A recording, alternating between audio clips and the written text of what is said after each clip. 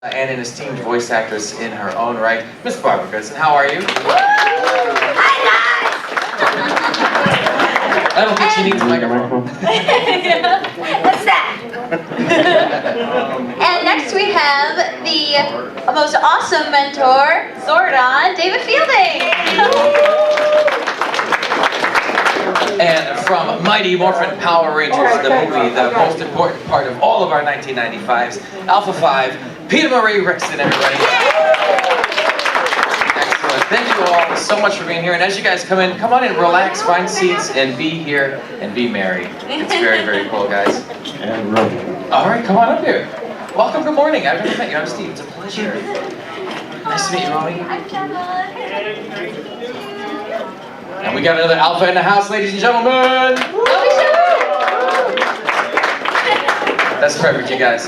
Awesome. So, welcome to all of you, and welcome to the guests that are still coming in. You guys come on in, find a place wherever you can be. Yep, we'll get started in just a second here. Flagrant violin. There we go. I want to make sure everybody gets to be a part of the magic, if you will. The Ranger magic. The more phenomenal magic. It's Mighty Morphin Magic, guys. 25 years. And all of you guys are really cool because you guys are part of the OG right here. We've got people from all over the place, but you guys are the trailblazers on this thing, right? And as we get things started, as everybody comes in, my question is actually going to start things off with you, Barbara, if you don't mind. And I'll just sit here and make it all cozy. This is great. Look at this, like a talk show. Anyway, Barbara, let's go back for a few minutes. They're thinking about casting Mighty Morphin Power Rangers. They're putting it together. You get a team of people, and they bring you in. And from my understanding, it was kind of just like, oh, you read the blue guy, you read this, or whatever. Like, so what was it like? Yeah. Well, I had worked, can you hear me on this? I had worked on, with Saban already for a couple of years doing, I think I started with like 3 Little Pigs, cartoon version. We did a lot of anime there and what was it, Tom Sawyer, The Adventures of Tom Sawyer. I was pregnant with my son. No, I just had my son. And I was, never mind, that's too graphic. But let's say I was 2 weeks, I just had a cesarean, and then I started on Tom Sawyer 2 weeks later. So they had a driver for me to bring my son to the studio and a nanny for me. And that was great, because I was working on that. But I was part of the stable of actors with Saban. So when Mighty Morphin Power Rangers came along, it was just another gig. And they said, oh, they need a Wicked Witch of the West for this thing. Just do like, you know, Margaret Hamilton from Wizard of Oz kind of voice. So it was like, make my monster grow. I'll get you, mighty pretty. So, they fired me after I did it. That's horrible. Yeah, that's not my good old buddies. They said, yeah, actually we did this market research thing, and the voice isn't scary enough for them. Because everybody knew that voice by then. So I said, wait a minute, that's how you directed me. I'll do it scarier. And they said, nah, we're going to have auditions. So I was pissed off. I said, can I audition? They said, yeah, you can audition. So I went into that booth and I said, you want it scarier? I'll give it to you scarier. And that's how Rita was born, out of a pissed off actress. I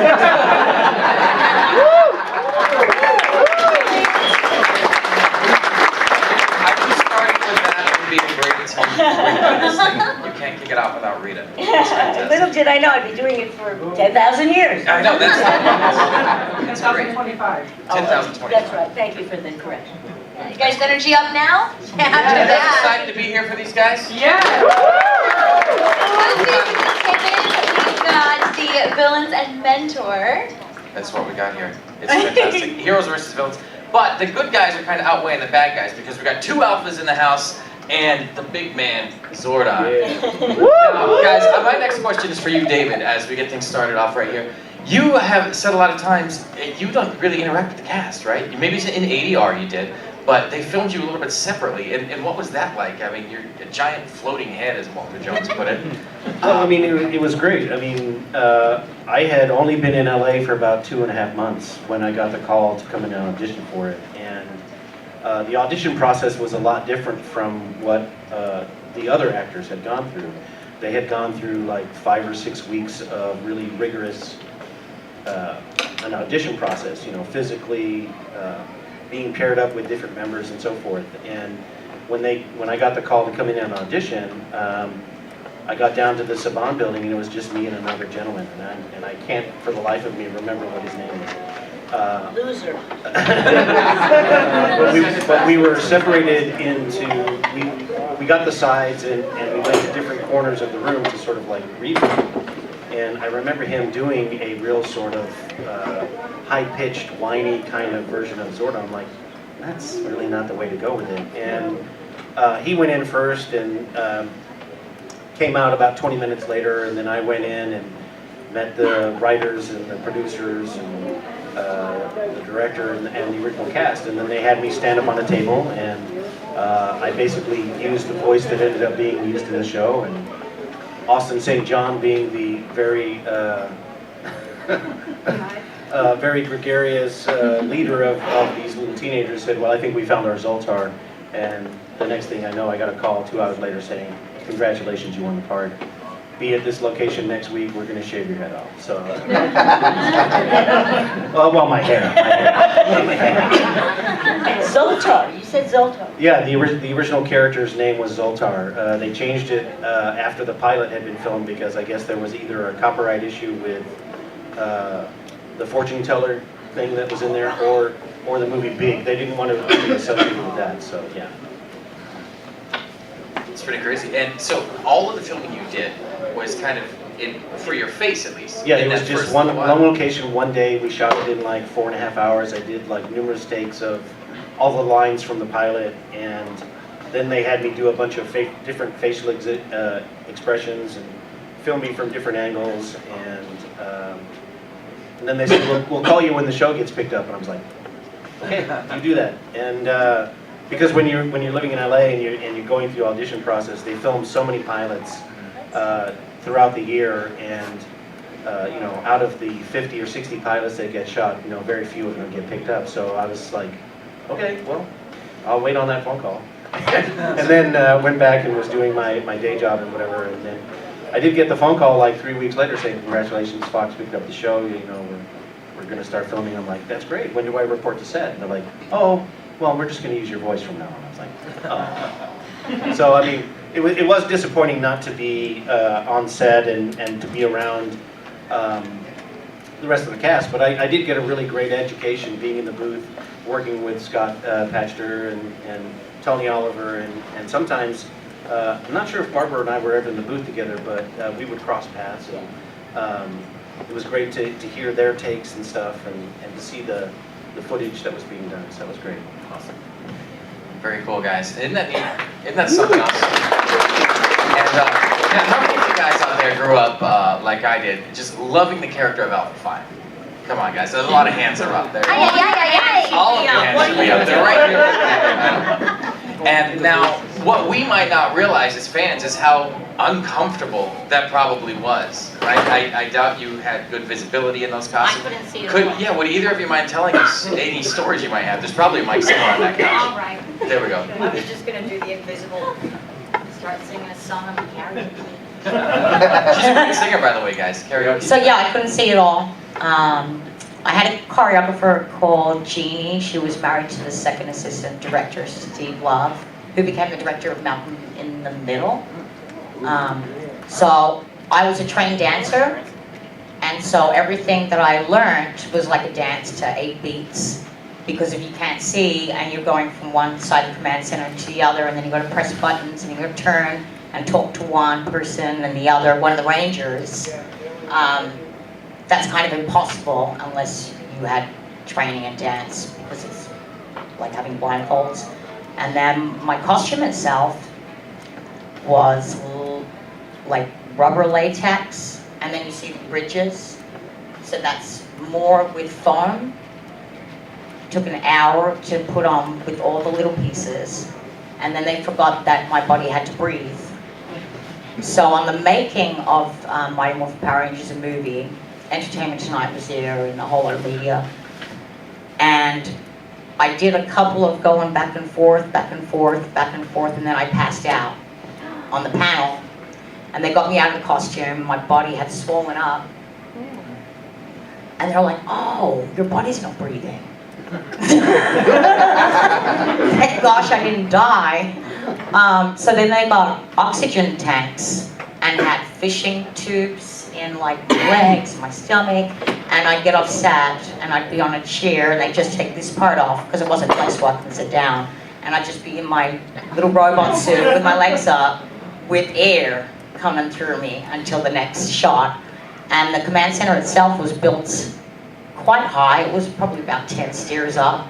So I'd have to be carried by 2 firefighters up onto the set. Yeah, it was good. I didn't mind.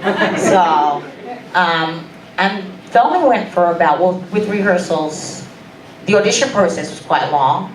I think I did like 15 auditions and it came down to the last 3 people. And so we were at the part where we did this was where, I think where Ivan Ooze comes out of the, what did he come out of? Somebody tell me. Yeah. It's like a construction kind of site, so the 3 of us were down there, and John Landau, who was the head of 20th Century Fox then, was going to make the decision. So we kind of stood next to each other. I'll just speak louder. And a guy that was part of the 3, he was about that tall, and then another lady, she was that tall. So with Amy Jo Johnson, Alpha had to be smaller than her with filming, and this guy was too short. So that's kind of after all the rehearsal auditions of me pretending to be a robot and making the ay kind of voice. That's how I got the part. And then the filming process took 6 months. There was a lot of like stunt people that were there, and then they were fired, and people being replaced all the time. And then Gabrielle Fitzpatrick got the part of Dulcia, and then she was unwell, and then they got the other lady. Does anyone know what the other lady's name was here? That's it. And then she, I don't know if she got fired or she disappeared. So then they brought Gabrielle back because she got better. And what else? I'd say you want to know my favorite scene in the film? That would be the one where Ivan Ooze comes in, Paul Freeman, and I go, "Ay-ya!"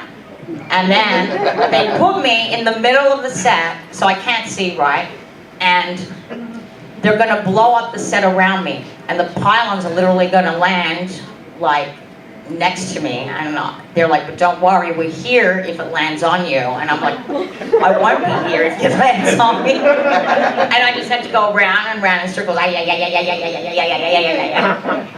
So I'm glad that I couldn't see for that scene. Barbara, aren't you glad you're a voice actress? I just want to say, you step in and you... Hell yeah! Also, somebody draw David's face on that balloon, please. We'll let it float around. That's very cool. Awesome. Romy, how about you? It's different on the TV show than the movie, I suppose, at least a little bit. The suit was way different. It's actually kind of a low-budget suit because I was in the original first season. They kind of hodgepodged the first thing. The top was fiberglass and it was fairly heavy. Helmet didn't have a lot of visibility. I had a little bit like through where the red lights were, and I could kind of, cheat my eyes so I could sort of see where I was going. But the rest of it, they went to sporting goods stores and bought hockey pads. So hockey pads on my legs, hockey gloves, elbows, whatever. Just pretty much whatever they could find. The suit became a little bit better as the season went on. They kind of redid a few things. It wasn't quite as uncomfortable as Peta because I was wearing blue or black spandex. So my body actually could breathe and I didn't pass out, which was nice. So I didn't know you went through that. Yeah. That's awful. I'm so glad I had the low-tech version. Shoes were huge, they were foam rubber, and kind of hard to walk in. You sort of had to like waddle and shuffle and whatever. And the top of the suit became very heavy after a while, so I developed some back trouble, had to go into physical therapy for a bit. They had to make a rule that I could only be in it for like half hour at a time, and they'd have to like undo me and everything. But the thing's not comfortable. I mean, you're wearing fiberglass, a little, not much. So I could kind of see like a little bit. I had sort of a black cloth over my face. I could see a little bit out of that, and then a little bit out of the light panel. And then I would work the lights. There was a little button in my glove, so that was connected to the lights, and I would just hit that like when I was doing the voice. But yeah, not a comfortable thing, but not as bad as you. Sheesh. Girl. Sounds pretty crazy. That's pretty awesome. Well, how about you guys? Do you guys have any questions for our panel here? Yeah, let's get some questions going on over here. Yeah, Jimmer's going to form a little line over on that side of the theater, so if you guys want to go over there and ask anything, feel free to do that. Come on up, form line right perfect. here. Now, in the meantime, while we're getting those questions ready, Barbara, they had in season 2, Rita became an American character and was around more often, I suppose. You did the voice the entire time, which was fantastic. When Carla got? When Carla came into the show, yeah. Well, yeah. Do you want to talk about that at all? Yeah. Yeah, sure. Well, first of all, when they ran out of footage on Machiko Soga, because I was doing that same footage with different words in her mouth to keep different storylines moving along. That's why the dubbing was so god-awful. But you were little kids, you didn't care, you didn't know. I did, but it was terrible. And then they had Lord Zed showed up. And people wrote in that they missed Rita because he was a little too sinister for the young kids, for a lot of the parents thought it was a little too dark. And I, at that time, thought, gee, maybe they need to maybe if they bring Rita back, maybe I'll play her. So I did a screen test as Rita before Carla got the job. But she would have been a Caucasian woman trying to look like an Asian woman. And I wore the costume once, and I thank the Lord, just that one time, that headgear, that giant head. I mean, I would have had neck surgery by now if I had done that. I'm smaller than Carla. I'm not, I'm strong enough as a little person, but that head was heavy, and so I did that one screen test, and there was a chance. But then they came up with the great idea of having someone that looked like Machiko, and who was actually Filipino also, even though she was from Japan. Didn't know that till Morphicon last year, that Carla said she was also Filipino. Oh wow, didn't know that. And that's why they looked so much alike, but one was younger, and they did that whole storyline where she had a a youth potion, and so she got to look younger. So that was such a much more perfect storyline. But now it was us doing it, and it was English to English. It was much easier. Yeah, and I was back. Dialogue, yeah. That's the important thing, you gotta know. And I got to be back on the show. That's perfect. All right, guys. Who do we got, gentlemen? All right. Hi guys, Hi. I'm Edwin from New Hampshire. My question is for Remy. Did you know that they were going to make a Power Rangers movie, or did you audition to try to play Alpha 5 in the movie? Not better. So I was actually supposed to play Alpha in the movie. I had gone for costume fittings. The part was mine. That was that. They decided to cut me because it was going to be filmed in Australia. They didn't want to fly me to Australia. It would be cheaper to cast someone who lived in Australia. So I didn't get to go. But I'm not bitter. Just a little salty. Very similar Zordon situation for that. Well, at least now you know you were not going to pass out and stuff, right? Yeah, and then in Australia with filming laws, so if you're a U.S. production and lead cast, There has to be so many Australian ratio to American actors. So I was union, but the others, the American, were non-union. Nice. So I was lucky because that's how they negotiate for us. Otherwise, they would have.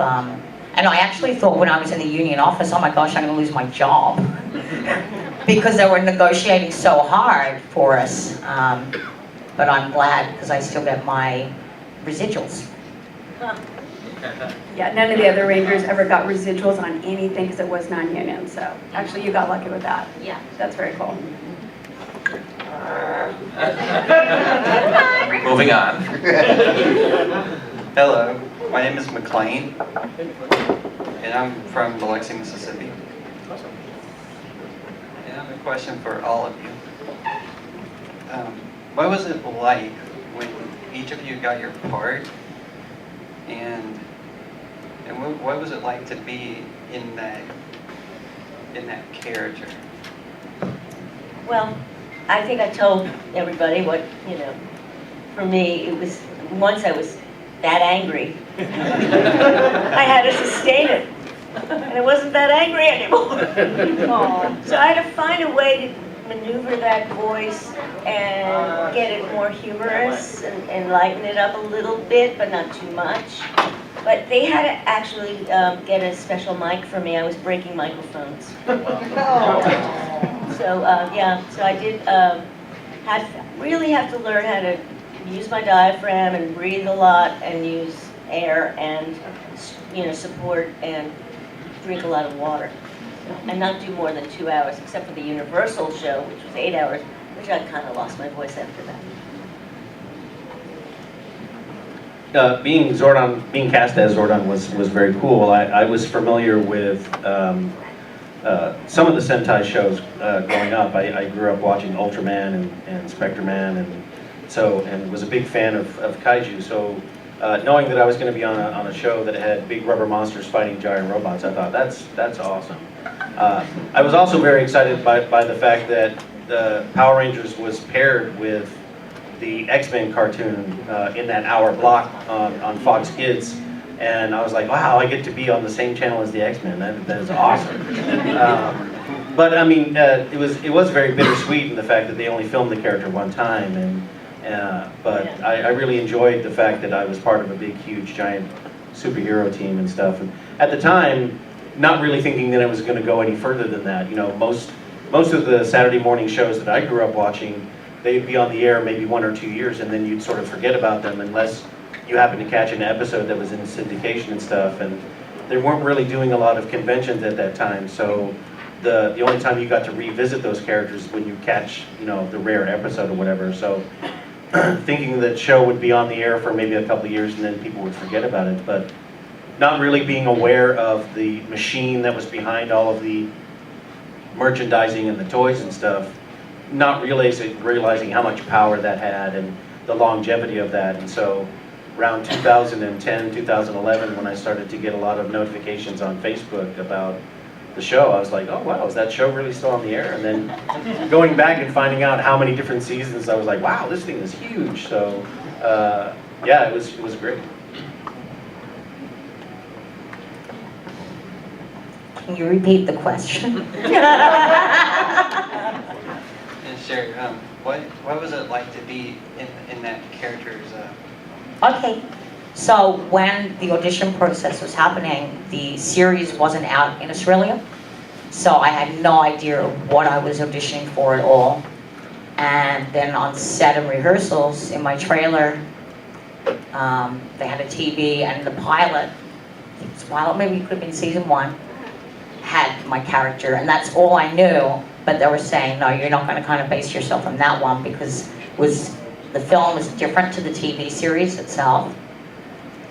So I enjoyed it. It was good. So for the audition for me, I got a phone call out of the blue. No clue how these people even got my number. I still don't even know to this day. Didn't have an agent at the time. Somebody just called me from casting and said, hey, would you like to come audition for this part? We're in Culver City. Like, okay. I'm like, I'm supposed to be at work in about an hour, but sure. So fortunately, I had a pretty lenient boss. So I called and said, hey, I've got an audition. I'll be late. They're like, yeah, no problem. They understood. So I went, I met with the producers. It was Jonathan Zakor. And we just chatted for a while, super nice guy. He's like, all right, well, let me see some robotic movements. I just, did some robotics, some dance moves, whatever. He's like, all right, well, we really like you, and we have a couple other people to see, but we really like you. I'm like, okay, cool. So I get a phone call the next day. I got the part. I'm like, okay, sweet. So had no idea what this show was about, never heard anything about the Japanese show, nothing. So I figured, all right, so I got a job for a little while. So I go, do the show, whatever, it hadn't been on TV yet, and then it finally aired, and my boyfriend at the time, he lived at this big complex with a giant pool. He's like, Romy, you're not gonna believe this. Okay, so every kid at the pool area, they all have like fake swords, and they're all pretending they're Power Rangers, and this thing is so huge. I'm like, really? Okay, so like David, I had no idea how huge this thing was gonna be, how many years it would go on, and that all of you, when you were little kids, are now here, and you're all still fans. And how cool is that? Yeah. I mean, it's got staying power. So thank you guys for being here and still being fans. It just makes our lives even better. It's cool. So before I go on to the next question, our friend Ken over here did in fact. Yes. This is for you. Now that's perfect. You need to hold that in front of your face. Rangers, teleport to the command center immediately.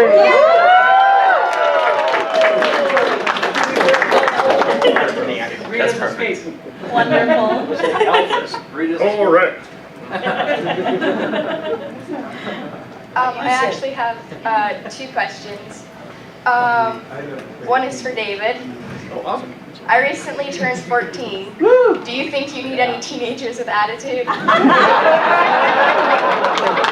I think the world needs more teenagers with attitude, because a lot of people assume that attitude means that people are difficult to get along with, that they're surly.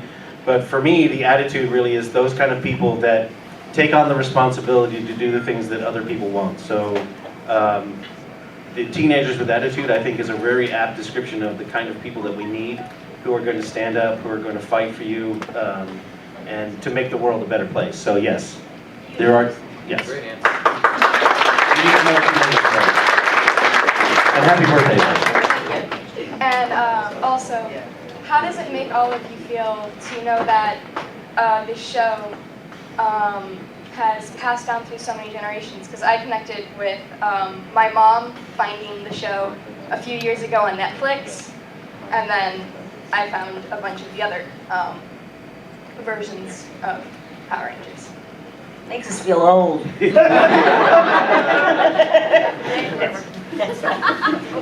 That wasn't the answer that I... It's a good answer, though. It's kind of bizarre, and it's kind of phenomenally wonderful to, because when I started going, I went to a convention back in the 90s with Kerrigan May and Goldar. And he said, come on, let's go do this thing. And we sat there, and you weren't old enough yet. So it was still, you were like, this is kids that were with their parents. They had no idea who we were. It was a bust. We were like, what are we doing here? This is embarrassing. So for 10 years after that, I said, I'm not going anywhere near a convention. And then somebody convinced me to go to, forget which one it was. And it was totally different because you were in your 20s now. And we were acknowledged as, people talked to us and, knew our work, and it flipped into this, where it is now. Now it's in a different place where you bring your kids. And because of Netflix, they know us. It's just incredible. And thank you, because I can pay my mortgage.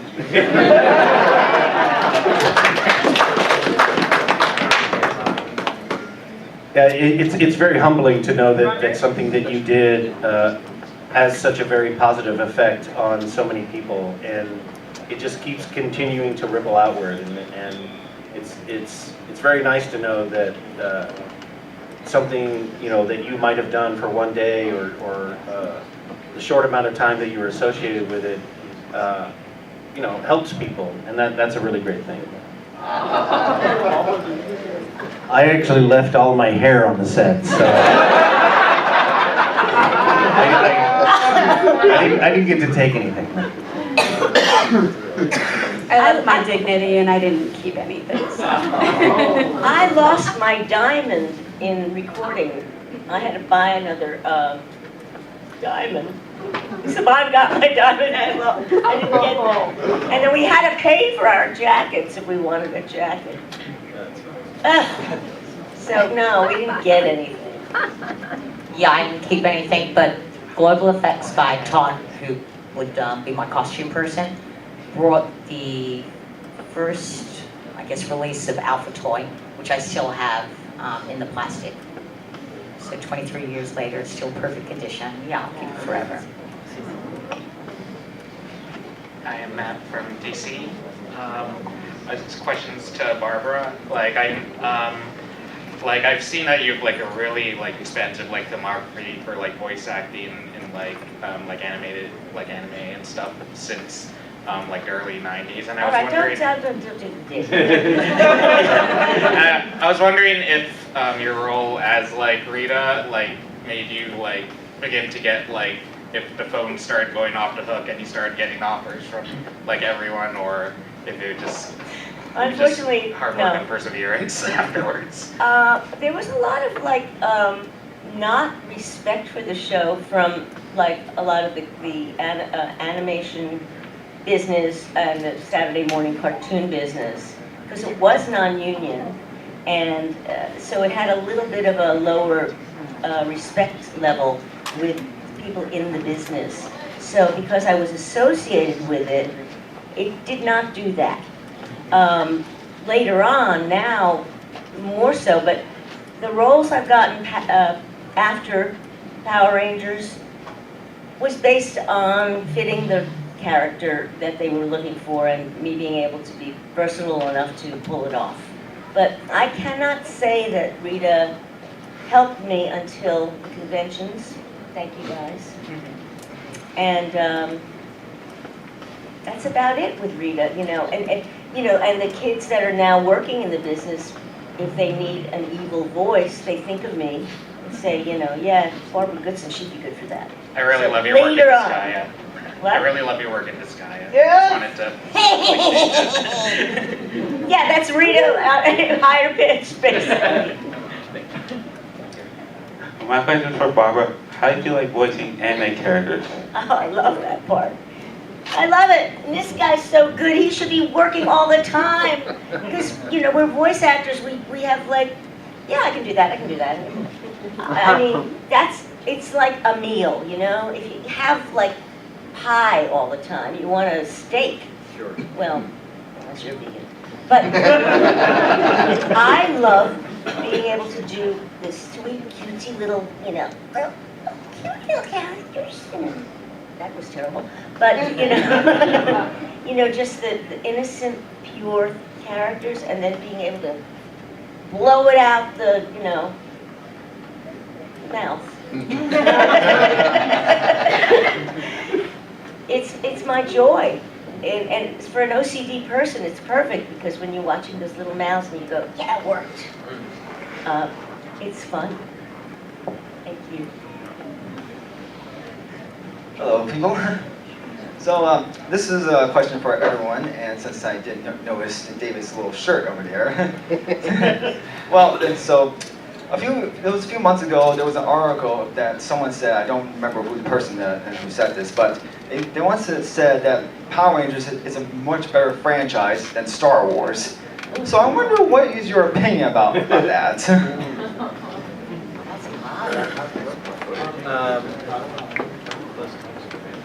I don't know if they were referring to the actual content of the Power Rangers versus the content of Star Wars, or if they were making a comment on the fandom of Power Rangers versus the fandom of Star Wars, because I know that there is a lot of negativity online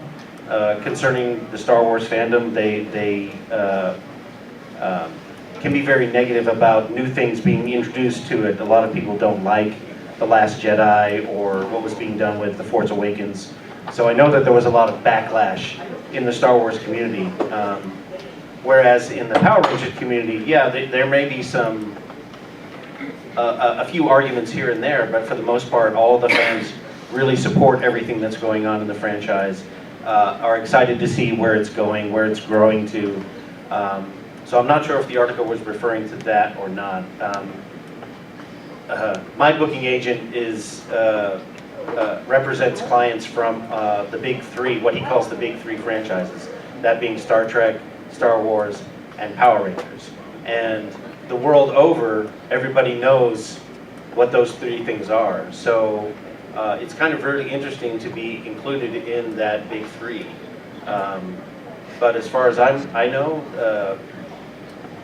I don't know what the difference between all three of them is, or what somebody finds interesting about Star Trek or Star Wars or Power Rangers, and then takes that to a different level. But I don't know if that's what the article was referring to or not. That's something to do with that maybe like with Power Rangers, every team always finds a gray area to work together and all that. I think that's what they kind of refer to. Sure. Thank you. Hello, my name is Kevin. From Michigan. This is for everybody. If you could go back in time and give yourself some advice, what kind of advice would it be? Stick around another 6 months. That would have been my advice. Steal some stuff. Yeah, I would have been, I'm going to take the costume, I'm going to take this. What else? I didn't go to the premiere. I went to a meditation camp instead.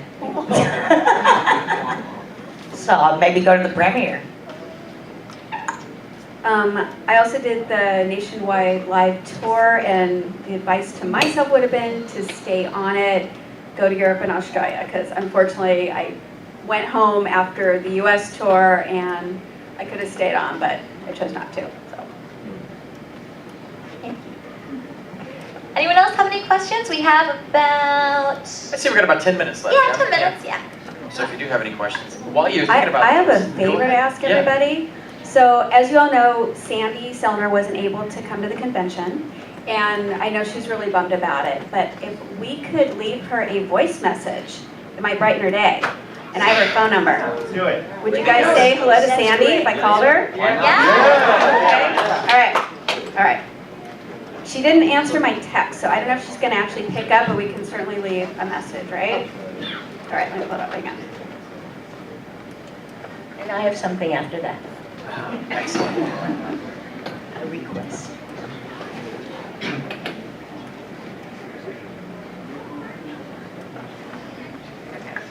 So I've got it on speaker. Ah, it's busy. What's a busy signal in this day and age? Is that even a thing? 2018, Sandy. Let me try that again. Busy signal. It really is the 90s in here. It's great. Let me step back 25 years. Happy anniversary. Oh my God, how funny. What's that? Next year must be on Romy. Could be because you got paid well. Seriously? All right, I'm gonna try Facebook. All right, talk amongst yourselves. You have a topic. Let me say the thing that I need to say. Robert Axelrod, Lord said, is not doing well. He probably won't walk again. We don't know for sure, but the operation went okay, but then there were complications, and they don't know what happened, but he is right now in a rehab place that is basically giving him too much medication and not enough rehab. He doesn't have insurance, he has Medicare and Medi-Cal. And Cedars-Sinai, which is the big hospital where the doctor did the operation, has asked for him to get back into rehab at Cedars. The doctor that did the operation, and Cedars has refused. So he's at a place where he's not getting the care he needs. So I wrote a letter. I just came up with this idea, a template, to the CEO of Cedars-Sinai Hospital. And I would like you all to come to my table and take a picture of what I wrote, then type it in your own words and send it to the CEO. I don't know if it'll do any good, but it's the only thing I can think of right now to try to get him the rehab he really needs. So if you could do that for me and him. Please, everyone do that. Yeah, we're in a big world of social media. We And then could do it get on that viral. social I media think. and embarrass them into giving him the proper rehab he needs. There's millions of Power Ranger fans in this country alone, so I'm certain Yeah, we can get that out there. It can't hurt. That's my. Well, if he starts getting a million letters, I'm sure he's gonna. I don't want any more letters. Let's just bring him. Bring the guy back Yeah. and give him the care he needs.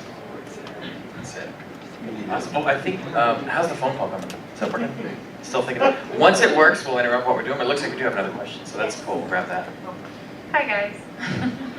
The little black ranger over there, that's my kid. I was gonna ask that. Yeah, that's my kid. So we've been coming to RangerStop since the very beginning, like since she was like this big. So I just want to personally thank you as somebody who grew up watching the original show and being one of those kids in my backyard saying, "Aya, aya." And then having it be something like this that stood such a, so many times that like my kid is into it now. That's It's something we you can share bond with over. her. And I have a 5-year-old too who loves the Power Rangers as well. It's literally something we can all watch together. My teenager, me, and my 5-year-old. So just as a fan, and I'm sure everybody can agree, just thank you for bringing this to us. Thank you. We love you. That's her family. Awesome, it's nice and quiet. All right, good. Oh, here it is, yeah. Hi, my name is Christina, and I'm just saying, if Venom has his own movie and Maleficent got hers, what do we have to do to get Rita her own movie?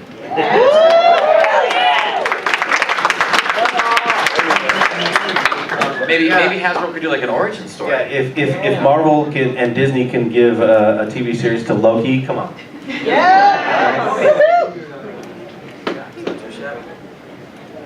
Awesome. Does anybody else have anything out there? Probably got time for one or more. two more. Yeah, we got time. Oh, yeah, here he comes. Yeah, go around the front. It's fine. Everybody can see you anyway. Great hair. Thank you. I made it myself. This guy. So in later seasons, I believe it was Mystic Force, we see that Rita comes back and has her powers again, but she's a mentor, a good person now. Yeah. How do you feel about that, Barbara? A little pissed off about that too.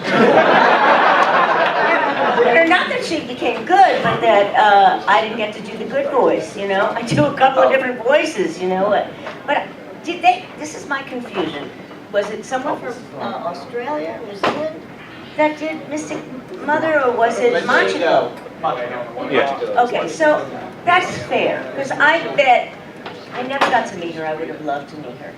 But it must be, sticking her craw that she was the original, and she didn't get to speak as herself in America, so she did it in English, right? I mean, or did somebody dub her? I think she was dubbed again Yeah. by one of the. I think it sounded like one of the regular cast members that was on ADR for. See, that's the for Disney. chintziness that pisses me off. Yeah, they could have called you. Call me. Let me do it. I mean, you could send my voice, please. Let me have the same sound with her voice, but with a nicer tonality. Nicer. We could just retcon that in our memories as that Barbara did the voice. For that. Yeah. Except that we all know they do. Give us an example of what nice Rita would actually Yeah, what say. would you say if you were a good guy, Rita? I know. Make my monster grow. Oh, my dears, make my monster grow. See there, what could have been? I had such a headache. Have you ever taken Advil? That is Awesome. Very cool. Here it comes. Hi, my question is for David. In the In Space final episode, what was it like when you told Chris to destroy you? Well, that actually wasn't me. It was my face, but Robert Manahan was actually voicing the character of Zordon at that time. So I didn't find out about that episode or those lines until I started to do research and find out, what actually happened to my character and stuff like that. So, unfortunately, my answer is I wasn't there at the time. So, but do you wish he could have kept going on? well, I mean, given what the storyline is, I thought it was a great exit for the character. They handled that really well, and for his all the good energy that was stored in the tube, reducing all the evil guys back to their better essences. I thought that was a great way to go out. But in my opinion, I think Zordon is still out there somewhere. His connection to this dimension may have been shattered, but I think he's still out there somewhere. Yeah. They just need to go find him. He'll definitely live on. Yeah. All right, thank you. But I want to thank all of you for coming to see the heroes, the villains, the mentors, and everybody else. Yes, thank you so much. And let me just say to you guys, I've been hosting panels here and there for the last 8 years or so, and I've got to say my very first panel that I ever hosted was with you, David. Oh, yeah. Remember back at TekoshaCon in Pittsburgh? Yeah, that's right. And I think, was that your first convention too? It was, yeah. That was the first time I was ever at a convention and sat on stage and heard stories about how much Zordon meant to people. So yeah, that was the first time. My first panel hosted your first. That's right. Look at that, you guys. You share a connection with Zordon, Jeff. That's awesome. You. All right, ladies and gentlemen, we want to thank you again so much. For, Wait. Okay, Okay, you got it. guys, I have an idea, because I couldn't get a hold of Sandy. How about we do a video, and you guys all say at the same time, "Hi, Sandy, we love you." Does that work? All right, we're going to do that. All right, so give me 1 sec. Hey Sandy, we're here at RangerStop and your fans have a message for you. Hi, Sandy, we love you.